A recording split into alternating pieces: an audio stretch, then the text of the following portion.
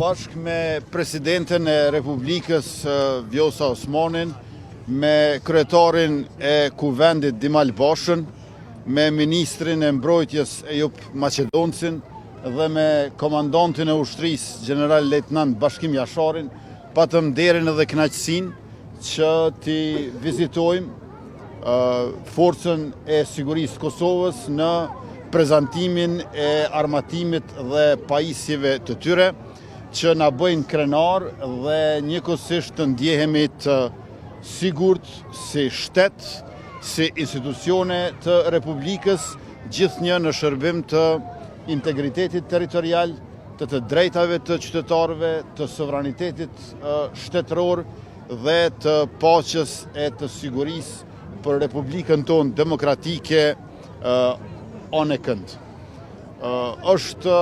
ditë e lumtur e gëzuar për të gjithë neve, për shkak se me Forcën e Sigurisë Kosovës, me këtë ushtri të pajisur kaq mirë dhe gjithnjë e më shumë, brezat e ri do të jenë të sigurt të jetojnë në paqe, të zhvillohen dhe të lullëzojnë. Në njërin anë e kemi sakrificën e dëshmorëve të kombit, mbi të gjitha kryekomandantin Adem Jasharin dhe familjen Jashari, pastaj veteranët dhe invalidët e ushtrisë çlirimtare të Kosovës, e në anën tjetër i kemi gjithë këta fëmijë që kanë ardhur të shohin ushtrinë e tyre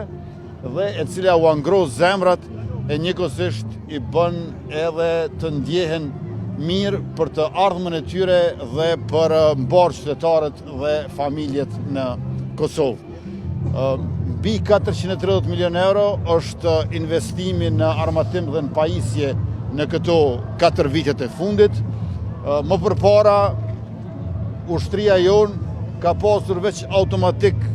të llojit Heckler Koch dhe revolje,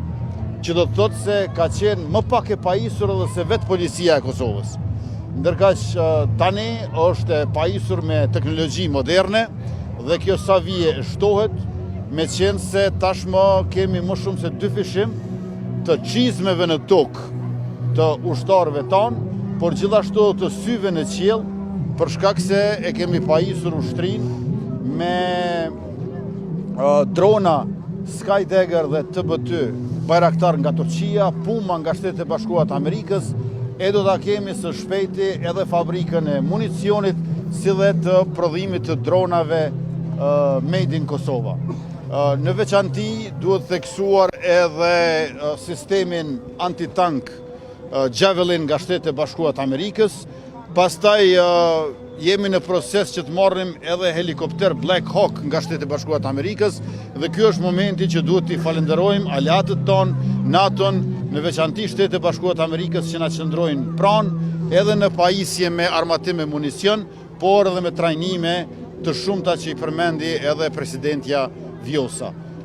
Janë 4 fishuar trajnimet jashtë vendit, është 3 fishuar buxheti për mbrojtje për siguri dhe ky është një obligim që ja kemi mbrojtjes së atdheut tonë, prandaj gëzuar të gjithëve dita e forcës 27 nëntori dhe një falënderim i veçantë për oficerët, nënoficerët, ushtarët e ushtarët tanë, të cilët edhe në ditë festave shërbejnë për sigurinë dhe mirëqenien e të gjithëve pa dallim. Urime. Përshëndetje për të gjithë, gëzuar dita e forcës, gëzuar dita e ushtrisë sonë. Sot është një ditë krenarie për gjithë popullin e Kosovës, është ditë krenarie sepse ushtria jonë e sotme është pasardhëse e denjë e krenare ushtrisë çlirimtare të Kosovës, e djemve e vajzave të cilët vunë themelet e lirisë sonë,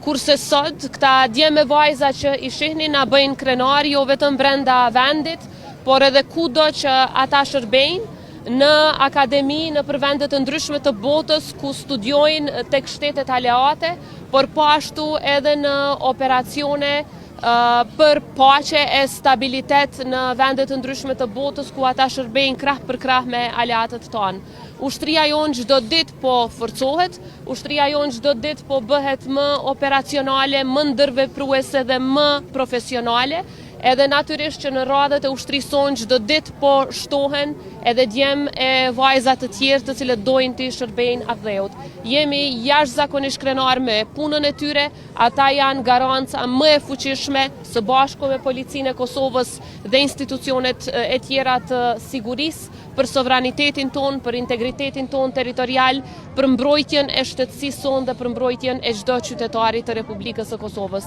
E falenderoj komandantin për leadershipin, natyrisht edhe ministrin për punën e jashtëzakonshme dhe së bashku do të ecim përpara për ta bërë ushtrinë ton edhe më të fortë çdo ditë në mbrojtje të shtetit ton, i cili është ndërtuar me shumë sakrificë. Urime edhe të gjithëve edhe një herë Dita e Forcës. Faleminderit. Faleminderit shumë.